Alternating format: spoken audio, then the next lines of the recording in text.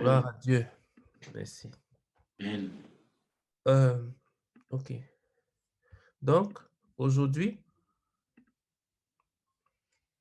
nous allons partager sur le chrétien et l'argent.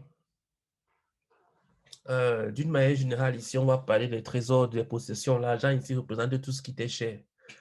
Parce qu'il y a des gens pour qui l'argent, peut-être, c'est pas un souci pour eux. L'argent représente ici tout ce qui est précieux pour toi, les choses auxquelles tu tiens. Et avant de commencer, je voudrais dire une chose, et je vais revenir dessus à la conclusion. C'est que l'argent est directionnel. Parce qu'en bas, là, le sous-titre, c'est la direction du cœur de l'homme. L'argent est directionnel. L'argent est directionnel. Ça veut dire que l'argent oriente le cœur d'un homme. L'argent oriente le cœur d'un homme. L'argent oriente le cœur d'un homme. Ce n'est pas le cœur d'un homme qui oriente l'argent, c'est l'argent qui oriente le cœur d'un homme. Ce n'est pas l'inverse. Ce n'est pas l'inverse. Je ne vais pas vous spoiler le truc. On va commencer pas à pas. Donc, je recommande. Bon, j'ai pas beaucoup lu de livres dessus. Le seul livre que j'ai lu sur le sujet, c'est le frère Zach. Mais également, le livre des Proverbes est un livre qui parle beaucoup d'argent. Pour ceux qui ont lu l'Ancien Testament. Et, euh, et le Nouveau Testament parle aussi beaucoup d'argent. Je me souviens que le frère Zach disait qu'il y a plus de 700 références à l'argent dans le Nouveau Testament. En fait, il y a plus de références sur l'argent dans le Nouveau Testament que de références sur la sanctification. Donc la Bible est un livre qui parle même beaucoup plus d'argent que de sanctification. Parce que l'argent est fondamental. Donc je vous recommande de lire ces livres. Si je trouve d'autres livres spirituels qui parlent de l'argent, je vous partagerai aussi sur le sujet.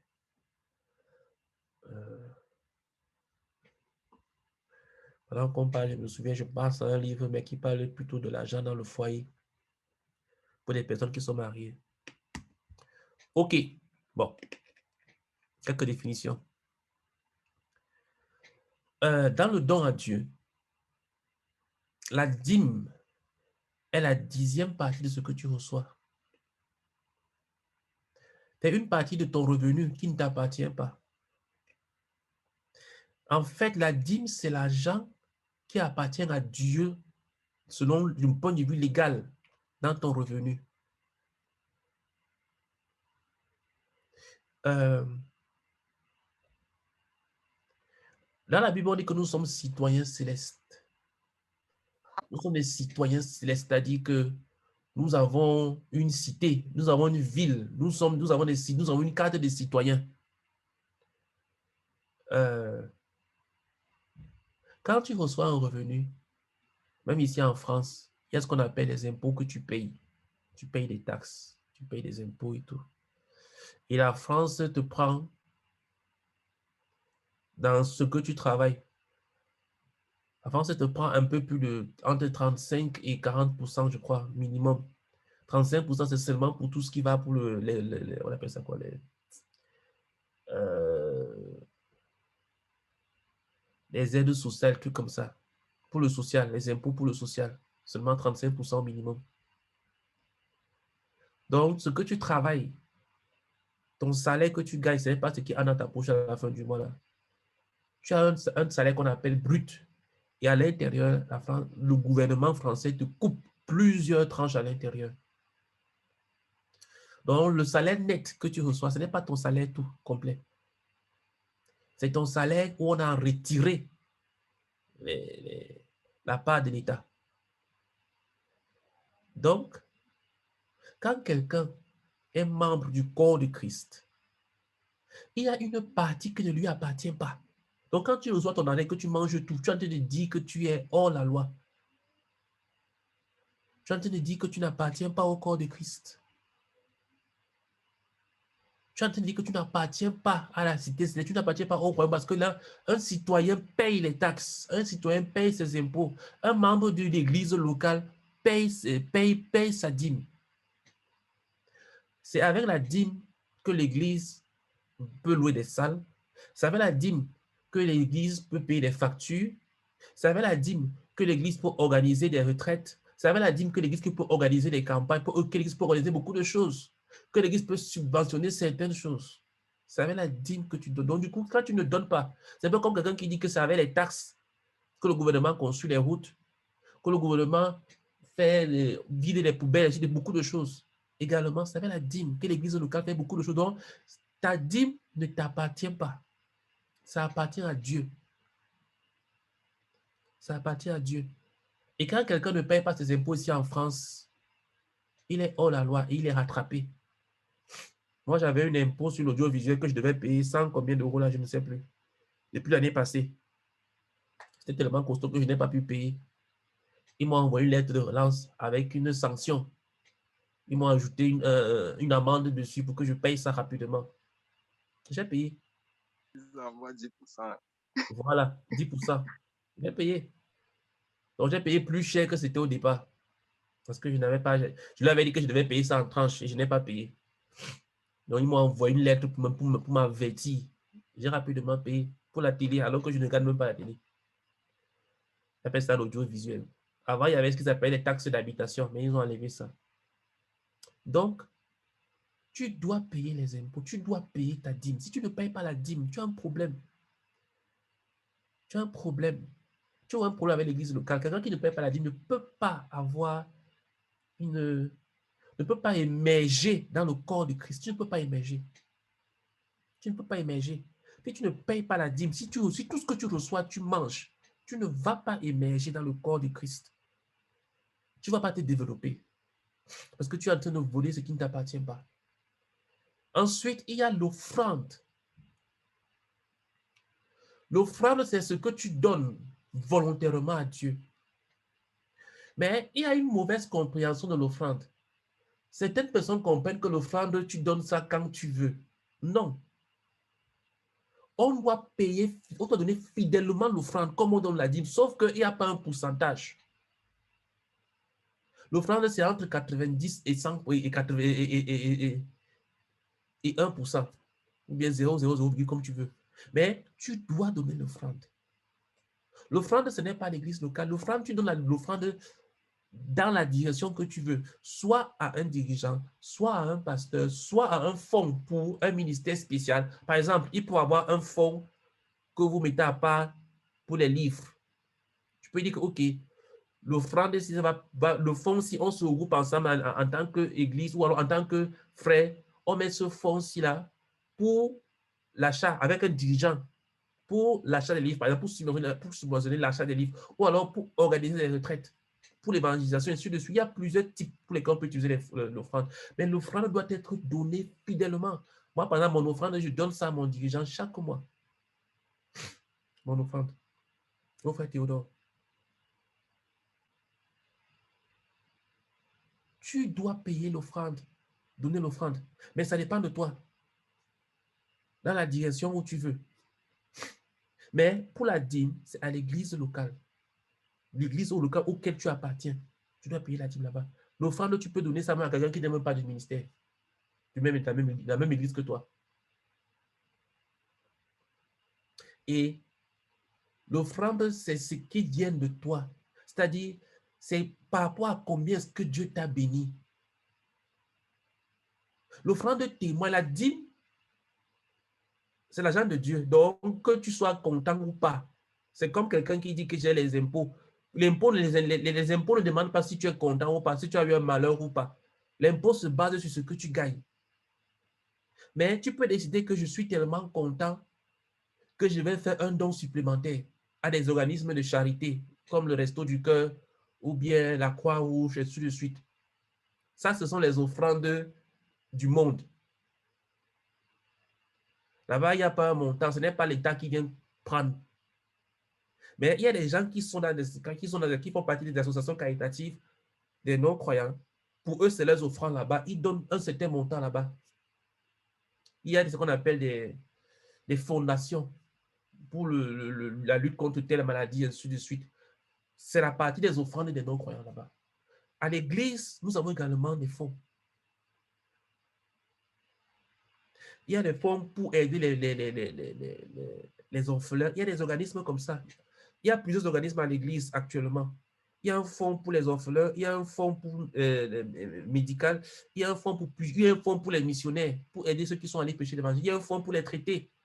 Donc, tu peux dire que je vais donner mon offrande là-bas pour le fonds qui s'occupe des traités, par exemple, pour que chaque fois, on puisse imprimer les traités pour aller prêcher l'évangile. Et au ciel, tu vas trouver quelqu'un qui va te dire que j'avais cru parce qu'on a, grâce à ce traité-ci là, et il y a ton argent dans ce traité, que tu ne connais même pas cette personne.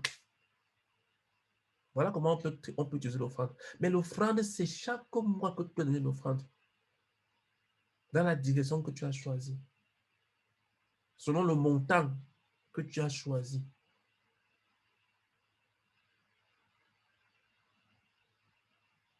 Donc, voilà un peu comment est-ce que se passe le don financier. Ces deux choses-là. Ça, c'est vis-à-vis de Dieu. Je vais préciser une chose ici. C'est qu'il y a le don pour Dieu, il y a le don pour les frères. Il faut faire la différence.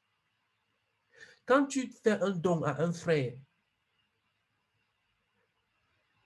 ce n'est pas forcément pour Dieu. Parce que quand le don est pour Dieu, il faut que ce soit Dieu qui t'a demandé de faire ça. Il faut que ce soit une alliance entre toi et Dieu. Tu peux donner à un frère. C'est un frère que tu donnes, c'est au corps du Seigneur. Entre guillemets, c'est à Dieu.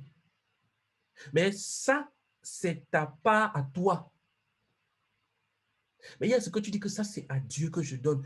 Je te donne ça comme si je donnais à Dieu. C'est différent. Tu peux aider un frère qui est dans la difficulté. Tu ne vas pas dire que non, je t'aide comme si je faisais ça à Dieu. Non, pas toujours. Donc, dans toutes ces choses-là, il faut qu'on soit au calme dans notre conscience avec Dieu. Quand il s'agit d'argent, s'il te plaît, sois au calme dans ta conscience avec Dieu. Dans ta conscience avec Dieu. Et il faut donner avec joie.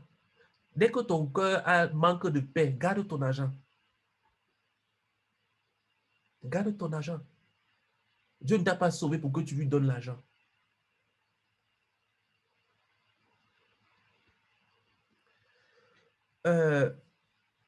L'appel à la consécration. Il y a une chose que je veux dire ici, là. Parce que il y a des personnes qui comprennent quand on parle dessus sur l'argent, parce que c'est un message un peu à risque. Dès qu'on parle sur l'argent, certaines personnes comprennent comme si c'est leur argent, en fait, que Dieu recherche. Non. Écoute, tu dois te consacrer avant de donner à Dieu. Dieu ne peut pas prendre ton argent s'il n'a pas pris ton cœur. La consécration précède le don. Une vie de consécration précède une vie de don. Tu ne peux pas donner à Dieu du matériel alors que toi-même, tu ne t'es pas donné à Dieu. Ça ne marche pas comme ça. Et il y a plusieurs passages qui expliquent ça. Il y a plusieurs passages qui expliquent ça dans la Bible. On ne va pas les lire à cause du temps. Je n'ai pas beaucoup de temps. 1 heure est trop court. Là, il reste à 30 minutes. Il y a des passages, par exemple, dans l'Ancien Testament, où lorsque les Lévites ont été donnés à Aaron et sa famille, ils ont d'abord été donnés à Dieu avant d'aller servir Dieu. Tu dois d'abord te donner à Dieu avant de donner quelque chose à Dieu. Que ce soit ton service, que ce soit ton argent, que ce soit ton don, ta maison, ta voiture, je ne sais pas moi, ta nourriture.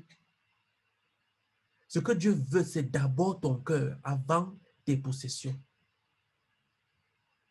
Voilà ce que Dieu recherche d'abord. Donc, nous devons nous donner corps et âme au Seigneur avant de lui donner matériellement.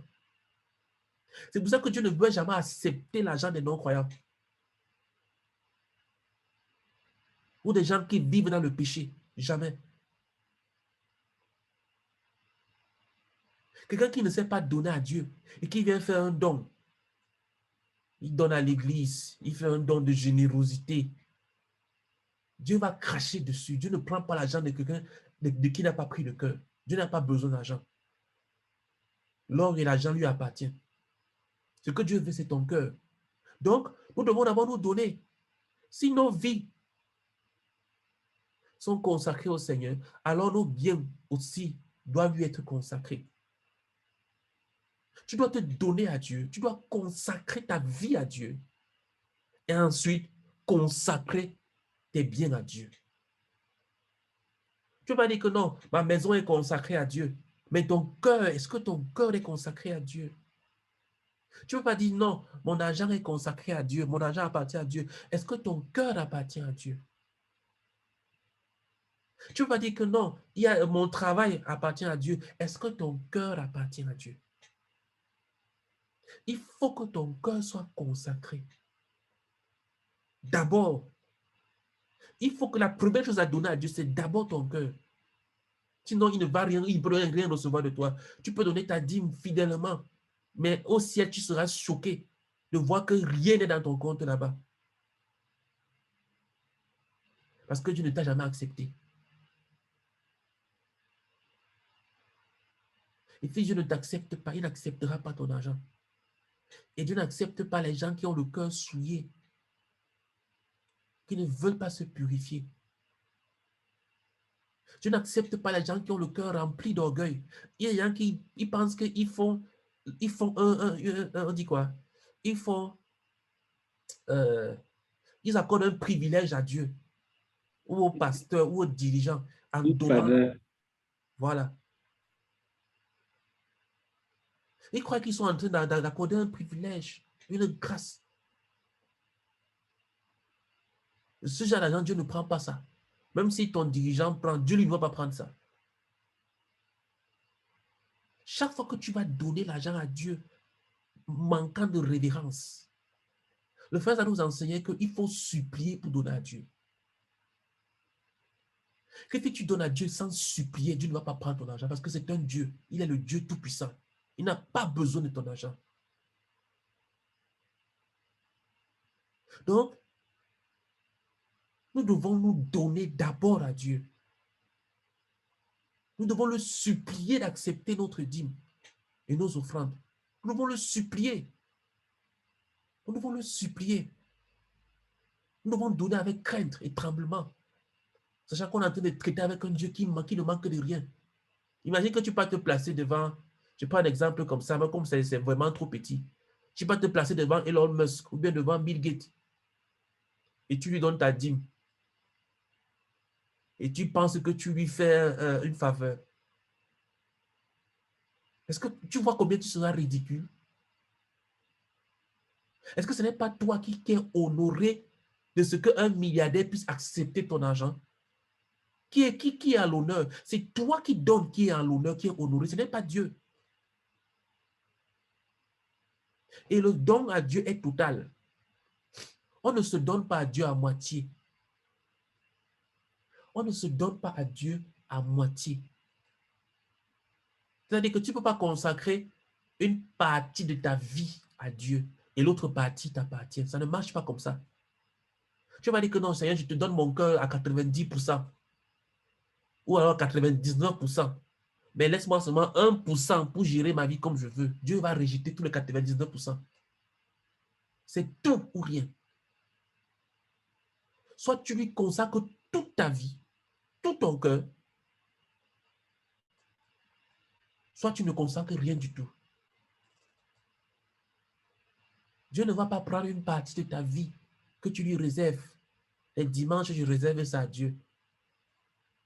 Je donne la dîme de ma vie à Dieu, les 10% de ma vie à Dieu, je donne ça à Dieu. Dieu va rejeter ça parce qu'il est un Dieu. Il est un Seigneur. Il est le Seigneur des Seigneurs. Donc, le don à Dieu est total. Quand tu dis que je me donne à Dieu, tu te donnes totalement à Dieu dans toutes les directions. Je ne dis pas que, ok, je donne mon argent appartient à Dieu, mais mon travail ma famille, mon avenir, ainsi de suite, mon mariage. Tu dois donner tout à Dieu. Tout, tout, tout, tout, tout, tout et tout à Dieu. Dieu ne va pas partager le règne avec quelqu'un dans quoi que ce soit. Dieu ne partage pas le règne. Il y a qui pensent qu'ils partagent leur vie avec Dieu. Quand ils ont besoin de Dieu, quand ils sont malades, quand ils sont en difficulté, ils appellent Dieu. Et puis quand tout va bien, il ne faut pas que Dieu se présente. Dieu est un intrus. On n'a pas besoin de lui pour le moment. Il y a des gens qui te disent que vraiment, si Dieu existait, pourquoi est-ce qu'il y a tant de malheurs? Qui leur a dit que Dieu est là pour guérir les malheurs des gens? Si Dieu existait, pourquoi est-ce qu'il y a tant de souffrances? Qui t'a dit que Dieu est le guérisseur des souffrances? Tu réduis le Dieu Tout-Puissant au guérisseur des souffrances. Qui te l'a dit? C'est où que c'est écrit que c'est son travail là-bas, c'est sa spécialité.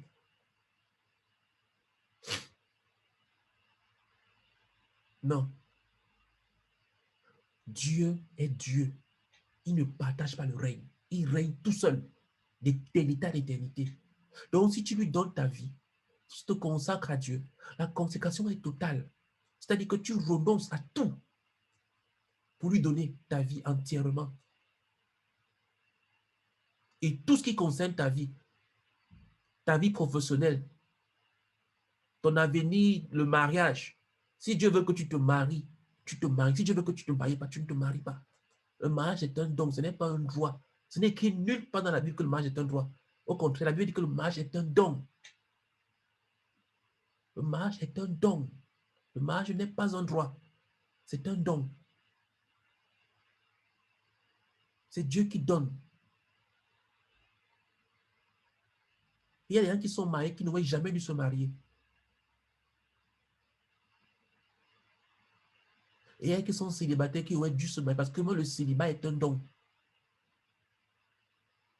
Ce n'est pas une fatalité, c'est un don. Il y a des gens qui ont le don du célibat. Il est à l'aise en vivant tout seul. Je connais au moins une personne qui s'appelle l'apôtre Paul.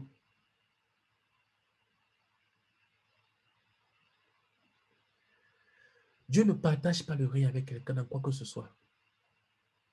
Quand tu veux donner tes choses à Dieu, il faut que tes biens soient délivrés du monde et de ses systèmes.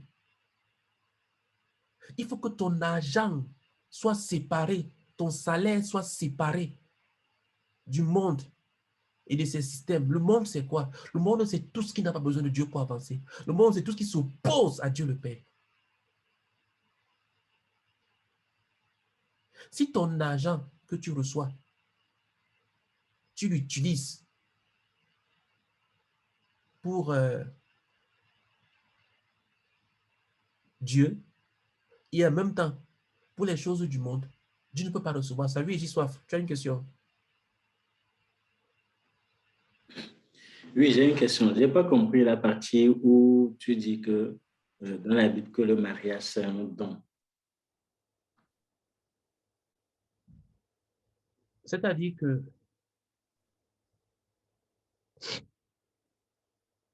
ce n'est pas tout ce qui existe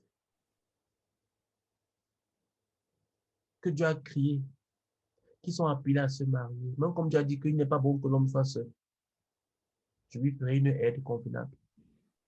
Mais ce n'est pas toute personne. On ne peut pas dire que oui, toi, tu es comme ça. Je ne peux pas, on ne sait pas. Mais ce n'est pas toute personne qui est appelée à se marier. Je t'ai pris un exemple. L'apôtre Paul lui-même, il a dit qu'il y a certains qui ont reçu un don. Je te donnerai le verset après. Oui, Non, un don. Lui, il parlait de ça du célibat. Le célibat est un don. Quand tu as reçu le don du célibat, ça veut dire que tu n'as pas été appelé à te marier. Parce que si l'apôtre Paul s'était marié, il allait troubler la femme qu'il allait épouser. Si le Seigneur dit qu'il aurait pu se marier, il n'aurait pas péché. Jésus-Christ aurait pu se marier et accomplir il n'aurait pas péché. Le mariage n'est pas un péché. Mais seulement, si le Seigneur s'était marié, son œuvre allait être comment? Avec tous les voyages dans toutes les directions qu'il faisait. Sachant qu'il était appelé à mourir.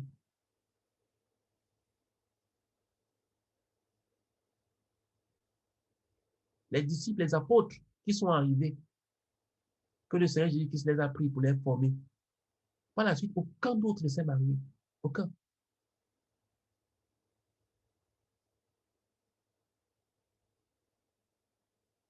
Mais il y a certains qui se sont mariés par des apôtres, mais je vais dire des dirigeants dans l'Église. Par exemple, Philippe, qui était un diacre, qui était le disciple de Pierre. Philippe qui est allé à Samarie, qui s'est marié. C'est un dirigeant qui s'est marié. Philippe qui a conduit l'eunuque éthiopien au Seigneur. Il s'est marié jusqu'à il a même eu des enfants. Mais il s'est stabilisé. Mais il y a des gens, à cause de leur appel, parce qu'ils sont des gens qui vont aller dans toutes les directions, ils ne peuvent pas se marier. Dieu ne les a pas appelés à se marier. S'ils se marient, ils auront des mariages terribles. Donc, avant qu'on parle davantage quand vous serez mariés. Ok, gloire à Dieu. Les biens du croyant doivent être délivrés du monde. S'il te plaît, tu dois séparer ce qui t'appartient du monde. C'est-à-dire quoi? C'est-à-dire que ce qui t'appartient, tu dois séparer ça de toute utilité pour le monde, pour l'avancement du royaume du monde, de Satan. Si ton argent, une partie est utile à Dieu, en donnant la dîme et les offrandes, mais que l'autre partie que tu prends, ça, c'est pour aller boire, je prends l'exemple contexte, pour aller boire ou alors pour aller faire grandir ton moi, ton orgueil. Dieu ne peut pas accepter ça. Dieu ne peut pas dire, OK, il m'a quand même donné les dîmes et les offrandes. Il est libre de faire ce qu'il veut du reste. Ça ne marche pas comme ça. Ça ne marche pas comme ça. Tu dois séparer tes biens. Tu dois séparer ta maison. Tu dois séparer ta voiture. Tu dois séparer ta nourriture. Tu dois séparer tout ce que tu as d'être utile pour le monde. Nous ne voulons pas être utiles au monde. Nous sommes morts aux yeux du monde. Quel est le cadavre qui est utile pour le monde? Les cadavres, qu'est-ce qu'on fait d'eux? On les enterre et puis on les oublie. Mais quand un cadavre commence à être utile pour le monde, ça veut dire que c'est une chose sale. Un cadavre qui est utile pour le monde, il ne peut être utile que pour le mal. Parce que quand un cadavre meurt, on l'enterre, il n'est plus utile au monde. C'est comme ça que nous, les croyants, nous devons être pour le monde. Totalement inutiles pour le monde.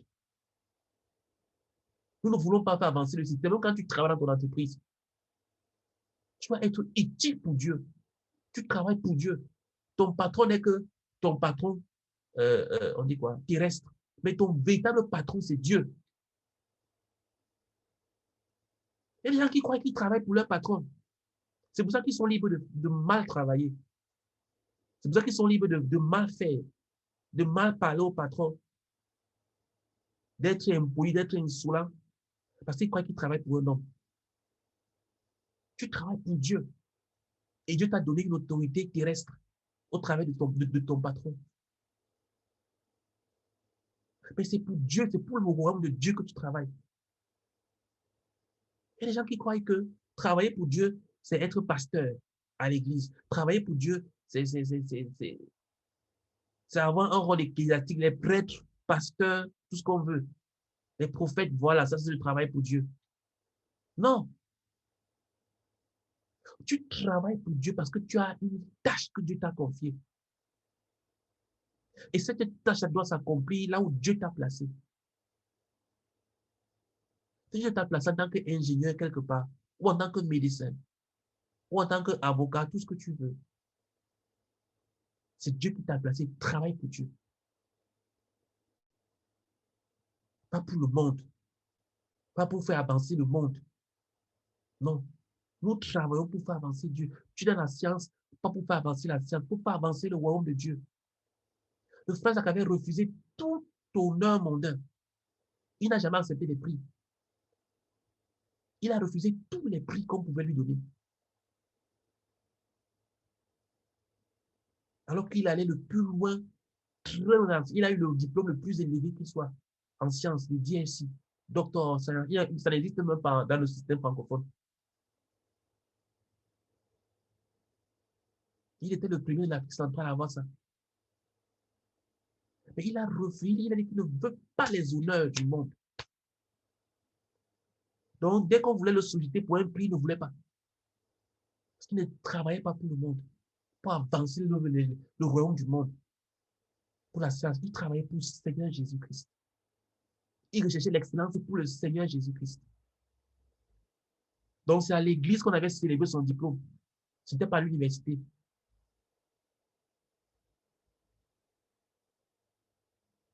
Donc, il faut que tes biens reçoivent une touche divine. Ils sont en quelque sorte touchés par le sang de l'agneau qu'il est là, il les sanctifie. Quand tu auras quelque chose, s'il te plaît, sépare-toi de cette possession-là. Si tu as une maison, une voiture, un travail, un salaire, tout ce que tu veux, tout ce qui t'appartient, sépare-toi de ça, donne ça à Dieu. Que ça devienne pour Dieu.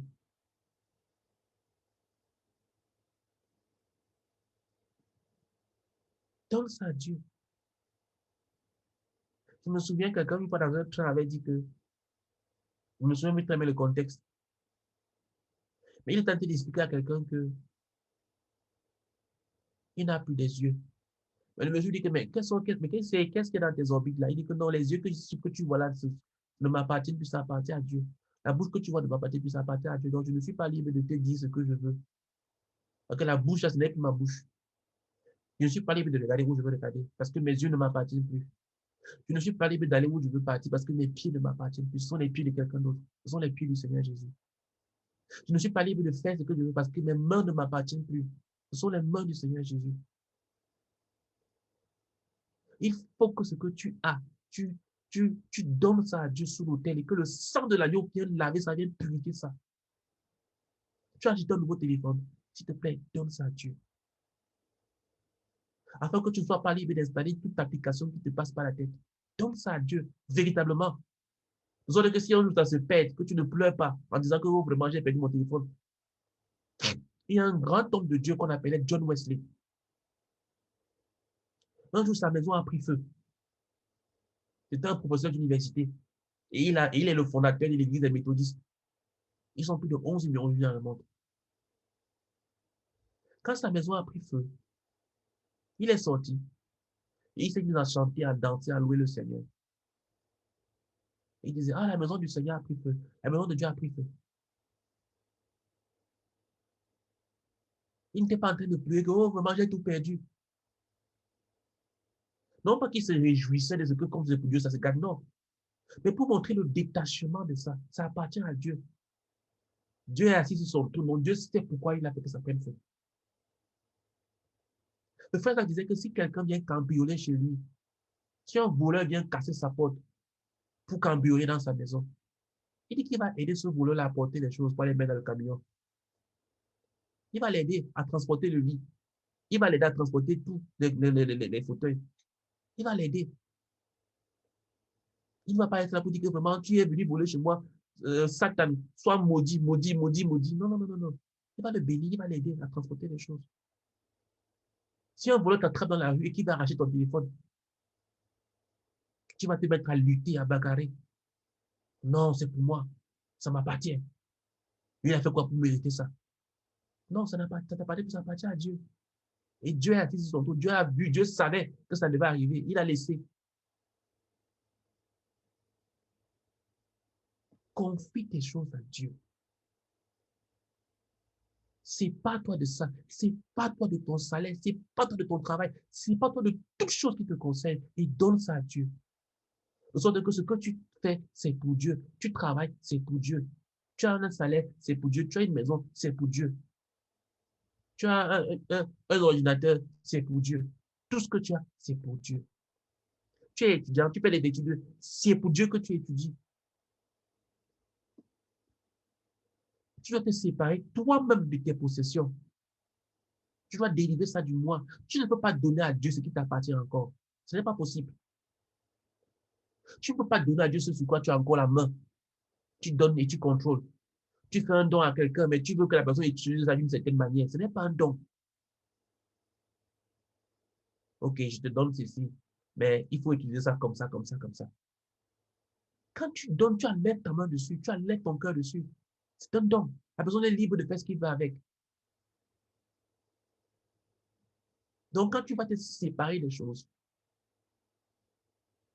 sépare-toi totalement. Dieu ne va pas partager la direction avec toi. OK, j'ai donné ma dîme. Il faut que je sache comment est-ce que ça se passe. OK, j'ai fait mon offrande aux dirigeants. Il faut que je sache. Ce n'est pas un don. Tu n'as pas donné. Parce que tu vas encore contrôler. Le don ne contrôle pas. Le don ne soupçonne pas. Quand on donne, on ne soupçonne pas. Je donne comme ça. Est-ce que... Non. Si tu donnes avec des arrière-pensées, s'il te plaît, garde tes choses. Dieu n'a pas besoin de ça. Et le don est définitif.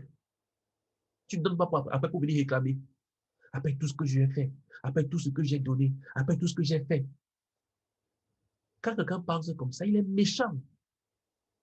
Après tout ce que j'ai fait ici, là, après tout le sacrifice que j'ai donné, tu n'as jamais donné. Si tu as comptabilisé, ça veut dire que tu n'as jamais donné.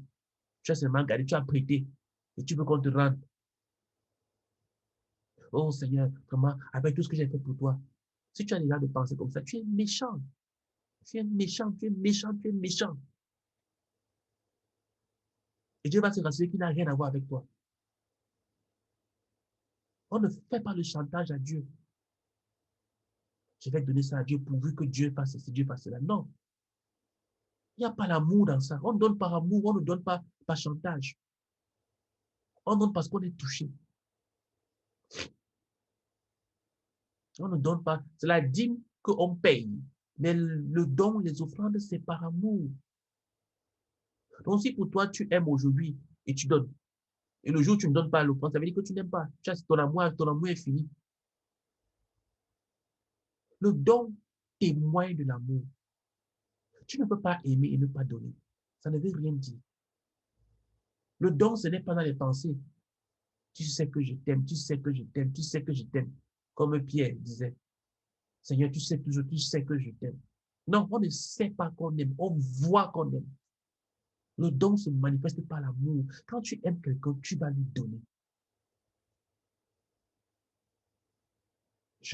Jean chapitre 3, verset 16. Car Dieu a tant aimé le monde qu'il a donné, son Fils unique. Il a donné. Voilà la preuve que Dieu aime le monde, a tant aimé le monde. Pas le monde, le système mondain, non. Le monde constitué des êtres humains, des âmes. Dieu a tant aimé les hommes qu'il a donné, donné, donné. Donc quand tu veux dire que j'ai tant aimé quelqu'un, demande-toi qu'est-ce que j'ai donné. Qu'est-ce qui est sorti de moi comme attestation de don? Le manque de don est une attestation qu'il n'y a pas l'amour. Ne te séduis pas par les émotions. Si tu ne donnes pas, c'est parce que tu n'aimes pas. Et comme je l'ai dit, la dîme, ce n'est pas l'amour. La dîme, c'est ce que tu dois faire. Les gens ne donnent pas, ils ne payent pas leurs impôts parce qu'ils aiment l'État. Non. Mais quand quelqu'un donne à une fondation, quelque part, c'est parce qu'il aime l'œuvre que la fondation va faire. Si tu donnes pour les fonds missionnaires, c'est parce que tu aimes les missionnaires, tu veux que les missionnaires travaillent. Si tu donnes pour qu'on imprime des traités ou bien des livres, c'est parce que tu veux que les gens lisent. Tu aimes la lecture. Et tu sais que les avis chrétiens fait du bien. Donc tu peux décider, OK, je vais donner, je vais faire une offrande pour qu'on puisse imprimer beaucoup de livres. Tu peux faire une offrande comme ça. Ça témoigne de ton amour pour la littérature, pour les livres. Ou bien je vais donner à tel dirigeant parce qu'il m'a rendu ministère. Mais le manque de don est une attestation du manque d'amour. Malheureusement, ce genre de message peut être très, très mal détourné par les prédicateurs de prospérité. Mais on ne peut pas éviter de dire la vérité, même si elle va être très mal interprétée. Parce qu'il y a des gens qui peuvent utiliser ça, commencer à manipuler leur brebis. Il y a des pasteurs très méchants qui vont manipuler leur brebis avec des messages pareils et commençaient à exploiter leurs brebis. La Bible dit que ce n'est pas aux enfants de pouvoir aux parents, mais ce sont les parents qui prennent soin des enfants d'abord. Et quand les enfants grandissent, ils deviennent des fils, là maintenant. Mais quand un parent commence à presser sa brebis, c'est un loup. Ce n'est plus l'amour. Si une brebis ne donne pas par amour, si une brebis donne par contrainte, ce n'est pas l'amour. Si une brebis donne par manipulation, si tu donnes parce qu'on t'a manipulé, Dieu n'accepte pas ce genre de don. Tu as donné inutilement. On a mangé ton argent. Mais il faut qu'il y ait l'amour dans ton cœur. Et tu donnes par rapport à l'amour que tu as pour Dieu. Ne donne pas pour imiter quelqu'un. C'est-à-dire que telle personne a donné comme ça. Moi aussi, je vais donner. On a un exemple dans la Bible. C'est pour ceux qui ont lu Ananias et Saphira. Ils avaient vu comment est-ce que Barnabas avait vendu tout un terrain. Il est venu donner tout l'argent à Pierre, à son dirigeant. Ils ont dit qu'ils vont aussi faire ça. Parce que Barnabas est devenu, tout le monde a commencé à parler de lui. Quand vraiment, il y a le jeune converti, le jeune frère là, qui a donné tout l'argent de tout son terrain qu'il a vendu. Ils ont compris que nous aussi, on va aussi faire comme ça. Ils croient même que quoi. Sauf que quand ils ont vendu comme ça, et qu'ils ont eu beaucoup d'argent, ça les a touchés. Ils ont voulu mentir. Et ils sont morts. Ananias et sa femme Saphira. Donc, si tu donnes pour imiter quelqu'un, alors que ce n'est pas la quantité d'amour que tu as, tu risques de mourir physiquement, spirituellement et peut-être physiquement. Pierre lui a dit que, mais quand vous avez vendu le terrain, est-ce que l'argent n'était pas votre possession? Vous auriez pu donner ce que vous voudriez. Qui vous a forcé à venir mentir ici que vous avez donné que vous donnez tout? Qui vous a forcé? Pourquoi vous n'êtes pas venu donner une partie, dire que c'est une partie du terrain? Pourquoi vouloir venir faire croire? On ne donne pas par manipulation. On donne par amour. Barnabas a fait ça parce qu'il aimait Pierre. Il aimait son dirigeant. Il aimait son dirigeant. Donc, le don à Dieu est définitif. Quand tu donnes, c'est terminé. Tu ne reviens pas dessus pour contrôler. Écoute, Dieu n'a pas besoin de ton argent. Et Dieu n'est pas une poubelle. C'est-à-dire que tu finis de faire de combler tes besoins. Ce qui reste, tu donnes à Dieu. Quand moi je reçois mon salaire, la première dépense, c'est d'abord pour Dieu. Il y a 10 000 offrandes. Dieu veut les prémices. Dieu veut la meilleure partie, la première chose. Dès que mon salaire tombe dans mon compte, la première chose que je fais, d'abord la dîme et les offrandes. Dieu n'est pas une poubelle que tu vas d'abord finir de faire tes choses et puis ce qui reste là, tu donnes à Dieu. Ça ne marche pas comme ça. Ça ne marche pas comme ça. Notre Dieu est un Dieu tout-puissant. Il est le Seigneur des Seigneurs. Nous devons l'honorer avec nos prémices, c'est-à-dire les premières récoltes, le premier fruit, c'est ce qu'on appelle les prémices. En Israël, c'était les prémices, les premières récoltes. C'est-à-dire que quand ça commence à produire, là, c'est ça qui est pour Dieu. Dès que tu reçois quelque chose, tu finis d'abord de bien en jouir et puis tu te souviens, ah, est-ce que j'ai même payé ma dîme aujourd'hui, ce mois-ci-là? Est-ce que j'ai même donné les offrandes? Dieu n'est pas une poubelle, Dieu n'a pas besoin de ton argent. C'est toi qui es honoré en donnant à Dieu. C'est toi qui es le bénéficiaire en donnant à Dieu. Je vous assure, celui qui donne à Dieu, c'est lui qui est honoré. Si tu penses que tu donnes juste à un homme, tu te trompes. Mais la vérité, c'est que tu ne peux pas apprendre à donner à Dieu si tu n'as pas appris à donner à un homme. Tu ne peux pas apprendre à aimer Dieu si tu n'as pas appris à aimer un homme. Tu ne peux pas apprendre à plaire à Dieu si tu n'as pas appris à plaire à un homme. Parce que l'homme, tu le vois, Dieu, tu ne le vois pas. Et l'homme a été fait à l'image de Dieu. Donc, si quelqu'un dit que non, moi, je n'ai pas besoin de plaire à un homme, je n'ai pas besoin, moi, c'est Dieu, tu ne connais pas Dieu, tu n'as rien compris de la Bible. Tu ne connais pas Dieu. Comment tu peux plaire à un Dieu que tu ne vois pas? Et l'homme que tu vois, tu le méprises. L'homme qui est fait à l'image de Dieu, tu le méprises. Tu crois que tu vas honorer Dieu?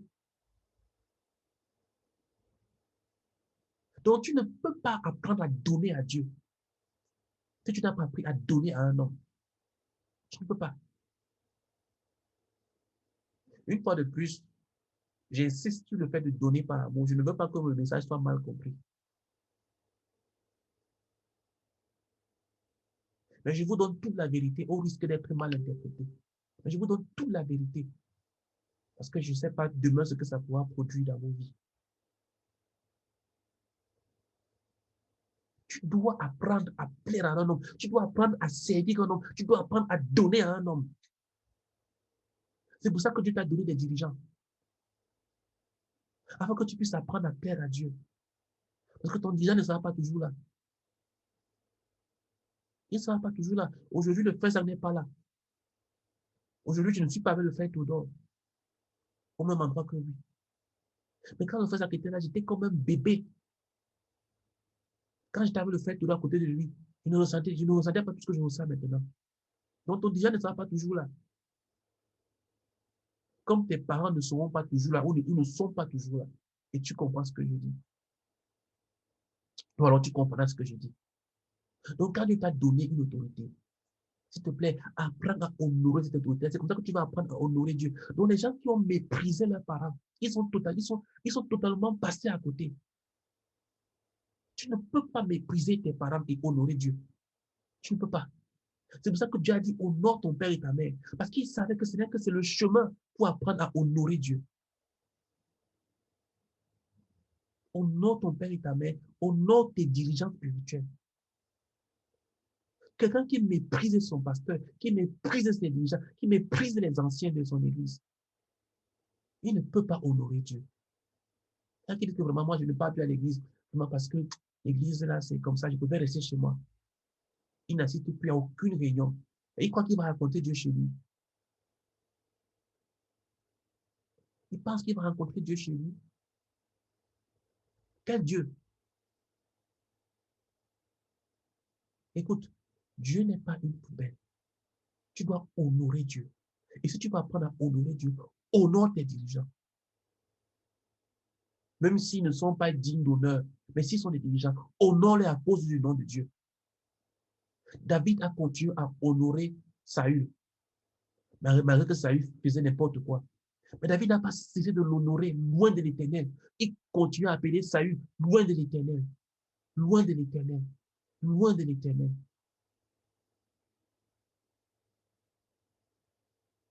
Loin de l'Éternel, loin de l'Éternel.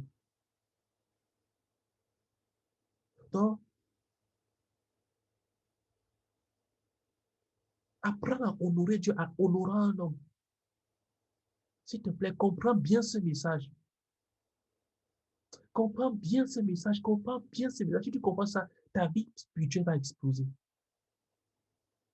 Tu vas aller très loin avec Dieu. Tu vas aller très loin avec Dieu.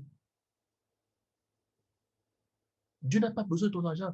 Et même parfois, le pasteur peut être plus riche que toi. Donc, tu ne donnes pas pour combler ses besoins.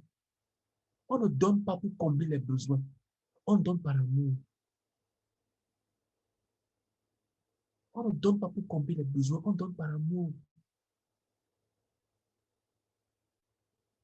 On donne par amour. On donne par amour. Je précise pas de plus que malheureusement, ce message est parfois mal interprété, mais c'est la vérité. Je dois vous dire la vérité. On donne par amour. Même si le pasteur est 10 fois plus riche que toi, tu donnes par amour.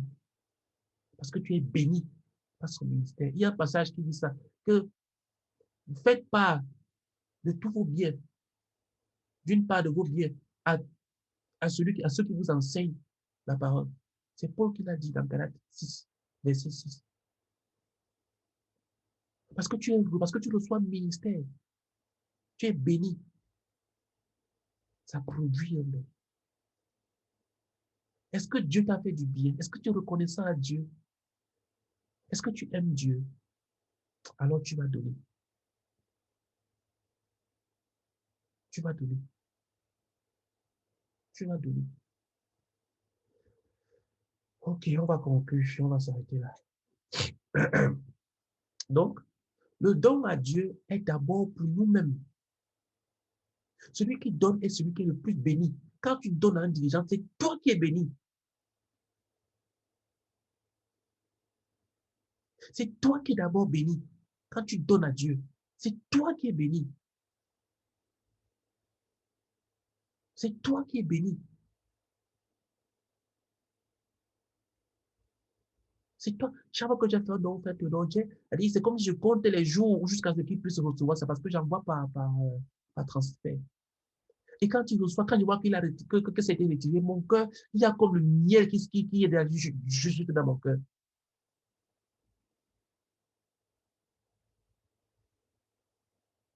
Quand tu fais un don à Dieu, c'est toi qui es béni. Donc, si ton don te fait souffrir, si ton don te fait murmurer, s'il te plaît, garde ça pour toi. Ne fais pas un don qui te fait murmurer. Mais je vais vous raconter une histoire pour terminer. Il y a un monsieur qui voulait faire un gros don à Dieu une fois. Un don financier. Je crois que devait être un homme d'appel, je ne sais plus trop. Il voulait faire un gros don à Dieu.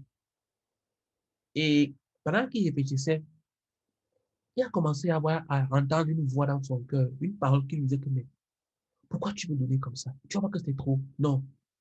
Divise un peu. Enlève un peu. N'exagère pas. Tu auras tel besoin, tu auras tel besoin, et tu auras tel besoin. Pourquoi tu donnes autant comme ça? Non, n'exagère pas. Et chaque fois qu'il voulait le faire, il avait toujours cette voix qui vient dans son cœur pour lui dire que non, n'exagère pas. Après, il a seulement dit, Satan, va-t'en. Si tu parles encore une seule fois, je double ce que je vais donner. Et la voix là s'est tue. Quand il a identifié que c'était la voix de Satan, il a dit, Satan, va-t'en. Si tu parles encore une seule fois dans mon cœur, je vais doubler ce que j'ai envie de donner. Et la voix s'est tue. Il a réglé la chose. Donc, s'il te plaît, donne avec joie, avec un cœur plein de reconnaissance. La dîme n'est pas un don volontaire. La dîme, ce n'est pas pour toi. La dîme, c'est pour Dieu. Quand tu donnes ta dîme, quand tu payes ta dîme, tu es un membre fidèle du corps du Seigneur. C'est enregistré. Comme les taxes sont enregistrées. C'est enregistré. Tu témoignes que tu fais partie du corps du Christ. Tu fais partie de l'église locale. L'offrande est volontaire en termes de montant, pas en termes de périodicité. Quelqu'un qui ne donne pas son offrande tout le temps, de tout ce qu'il reçoit. Chaque mois, tu reçois quelque chose, mais tu ne payes pas l'offrande, tu ne donnes pas l'offrande. Ça veut dire que tu n'as pas de reconnaissance vis-à-vis du bien que Dieu t'a fait. L'offrande est volontaire dans le montant que tu donnes. Tu peux donner moins de 10% comme plus de 10%. Mais ça traduit ton réel, c'est pas si on dit ton ou bien ta. Je crois que j'aurais dû corriger cette partie-là. Je vais corriger ça avant d'envoyer. Mais ça traduit ta réelle estime que tu as de Dieu.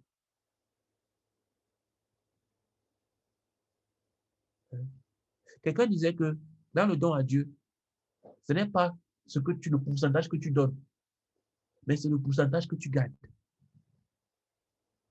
Ce n'est pas le pourcentage que tu donnes, c'est le pourcentage que tu gardes. Tu donnes 10% à Dieu, 11% à Dieu, 10% de dîmes et 1% des offrandes. Et tu avales, tu manges ce qui va aller aux toilettes. Tu vas aller aux toilettes, tu vas envoyer ça là-bas, ça part dans.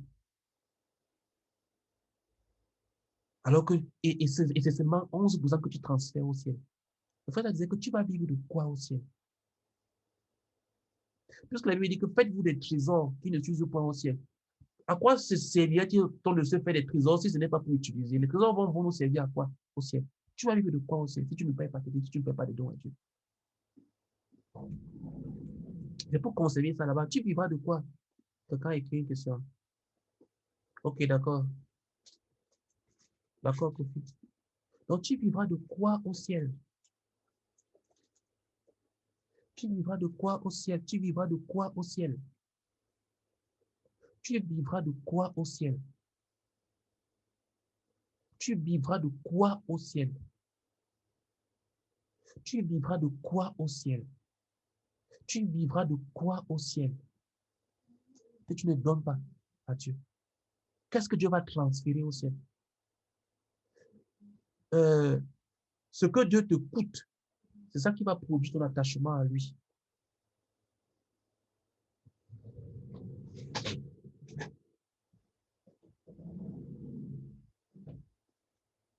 Vous voyez, quand quelqu'un a dépensé de l'argent sur son téléphone, ou bien sur sa voiture, ou bien sur quelque chose, il commence à prendre l'attention pour cette chose-là. Hein? Si tu as acheté ta voiture dans le Woro Woro, à la casse, si tu entends qu'il y a des enfants qui jouent au ballon à côté, tu vas dire, ah, dis donc. Mais si tu as acheté ta voiture chez un concessionnaire toute neuve, et que tu entends que les enfants passent seulement avec le ballon, ils ne jouent pas, ils passent juste à côté, tu vas sortir pour les chasser. Pourquoi? À cause du prix, à cause du coût. Quand une chose t'a coûté, cette chose-là compte pour toi. C'est pour ça que nous comptons pour Dieu, parce qu'on lui a coûté la vie de son fils. C'est pour ça que Dieu, tu comptes tellement à ses yeux, à cause du prix qu'il a payé. Mais toi, tu as payé quel prix pour Dieu? Tu te coûtes en quoi? Tu prends ton salaire, tu avales, tu manges. Tout. Dieu te coûte en quoi? Pourquoi, comment est-ce que Dieu va être précieux à tes yeux? Si tu veux que les disciples, si tu veux que les âmes si tu veux être attiré par les âmes, fais juste que les âmes te coûtent. Investis dans les traités. Investis dans l'organisation des retraites. Tu as qu'il y a une campagne qui est organisée. Dépense. Dis que, OK, je vais investir à l'intérieur. Dépense. La personne à qui tu prêches, elle t'a coûté quoi? Qu'est-ce que Dieu te coûte? Dieu est ton papa gâteau. Dieu te coûte quoi? Dieu te coûte quoi? Peut-être c'est pour ça que tu n'es pas si attaché à lui. Quand quelque chose t'a coûté, tu vas t'attacher à cette chose-là. Écoute, ton argent montre dans quelle direction tu iras dans le futur, sur terre et même après la mort. La manière dont tu utilises ton argent, ça traduit tout le reste de ta vie. La façon dont tu traites ton argent, tu es en train de dire qui est-ce que tu seras demain et où est-ce que tu seras. Parce que la Bible dit que là où est ton trésor, là aussi sera ton cœur. Mais les gens disent ça en l'envers. Ils disent que là où est ton cœur, là où sera ton trésor, c'est faux. Le cœur suit le trésor. Ton cœur va suivre ton argent. Là où est ton trésor, allez lire, là où est ton trésor, là aussi sera ton cœur. Donc, là où tu mets ton argent, ton cœur va suivre. C'est pour ça qu'il faut que tu payes ta dîme, pour que ton cœur suive. C'est pour ça qu'il faut que tu donnes les offrandes, pour que ton cœur suive. Ce n'est pas seulement une affaire d'argent, c'est une affaire de suivre. Parce que là où tu dépenses ton argent, c'est là où ton cœur va aller. Là où ton cœur va aller. Là où ton cœur va aller. Là où ton cœur va aller. Donc, la manière dont tu utilises ton argent te dit où est-ce que tu seras demain. Tu n'as pas besoin de réfléchir. Si les frais te coûtent, si l'église de Dieu te coûte, si l'œuvre de Dieu te coûte, ne sois pas surpris, tu iras loin avec Dieu. Tu peux t'embrouiller maintenant à gauche, à droite et tout. Mais si tu dépenses pour Dieu, tu iras loin avec le Seigneur. Mais si l'œuvre de Dieu ne te coûte en rien du tout, si ton argent est dépensé dans autre chose, ou bien si tu stockes, tu te construis des épargnes mirobolants, épargne. Mais tu ne vas pas faire long feu avec le Seigneur. Tu vas rester un bébé spirituel. tu resteras un bébé spirituel. Non pas qu'il ne faut pas que tu épargnes, non. Mais la Bible dit que celui qui épargne à l'excès s'appauvrit. Parce que quand tu épargnes et que quelqu'un à côté de toi est en train de souffrir, ou que tu es au courant des besoins d'un frère, ou que tu ne payes pas la dîme, tu ne payes pas les offrandes, tu ne donnes pas les offrandes, mais tu épargnes, Dieu va souffler dessus. Dieu va souffler dessus. Tu vas avoir un besoin terrible qui va juste venir avaler tous ces offrandes-là, toutes ces épargnes-là. Donc, on va s'arrêter là pour aujourd'hui. Mais je voudrais te supplier, s'il te plaît, comment est-ce que tu gères ton argent? Comment est-ce que tu gères ton argent? Comment est-ce que tu gères ton argent? Est-ce que tu fais un budget? On le verra par la suite, une prochaine fois quand on parlera sur le chrétien et l'argent. Là, on verra l'enseignement sur le faisant, là, pratiquement maintenant. Mais cet enseignement d'aujourd'hui était juste pour susciter la crise. Parce qu'on a dit qu'il y a la crise, il y a le processus. Donc ça, c'est la crise. On va voir le processus comme pour les autres enseignements plus tard. Mais s'il te plaît, comment est-ce que tu gères ton argent?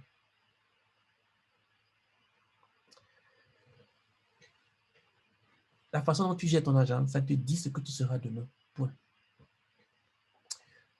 Gloire à Dieu. On va prier, on va se séparer là.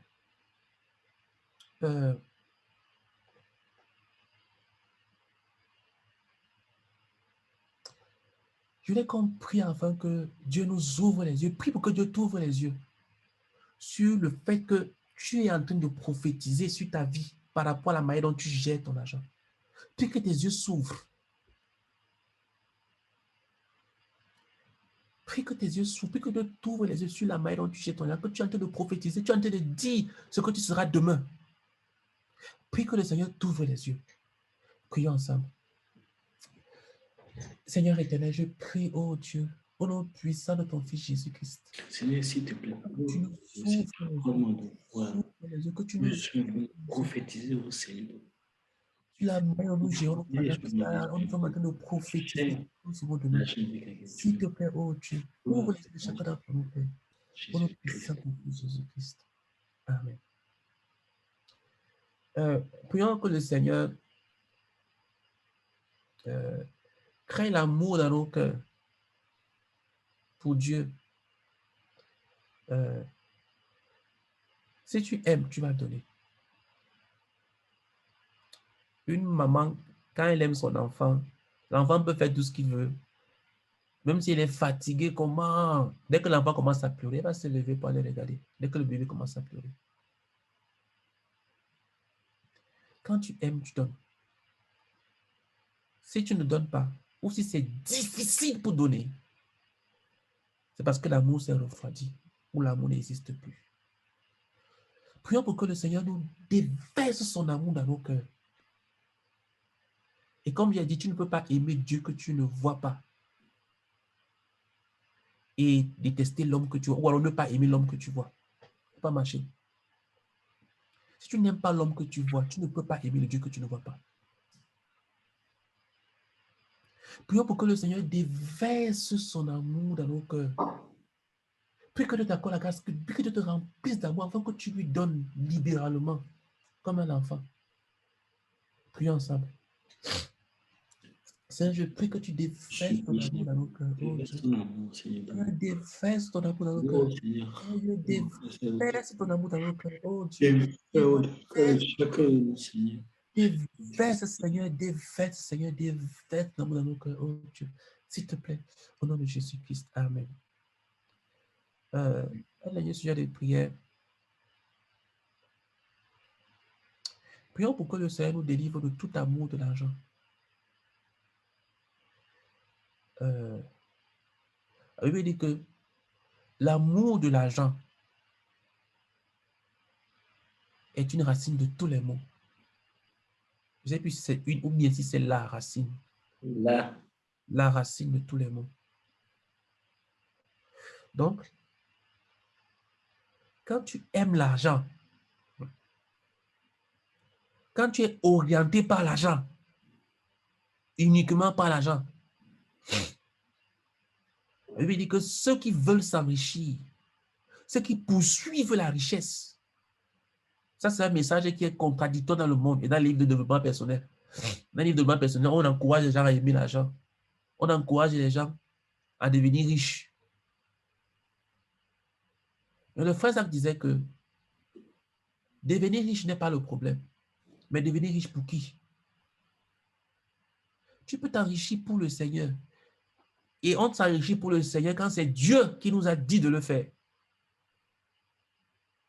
Parce que si tu n'as pas le contentement et que tu dis que c'est Dieu qui veut que tu t'enrichisses, tu es en train de mentir. Celui qui n'est pas content avec ce qu'il a, qui ne vienne pas dire que c'est Dieu qui veut que je m'enrichisse, c'est faux. Le contentement, ceux qui ont ce contentement-là et à qui Dieu va leur demander de faire de l'argent, de s'enrichir, de faire des affaires, de devenir riche, de chercher plus, ce ne sera pas parce qu'il veut gagner plus, ce sera parce qu'il veut donner plus à Dieu. Ce sera pour donner plus à Dieu. C'est différent. Donc, si quelqu'un s'enrichit pour Dieu, c'est différent. Mais ceux qui veulent s'enrichir parce qu'ils manquent de contentement, qui sont insatisfaits de ce qu'ils ont, la Bible dit qu'ils vont tomber dans des maux terribles, ils vont se corrompre, ils vont couler. Ils vont couler.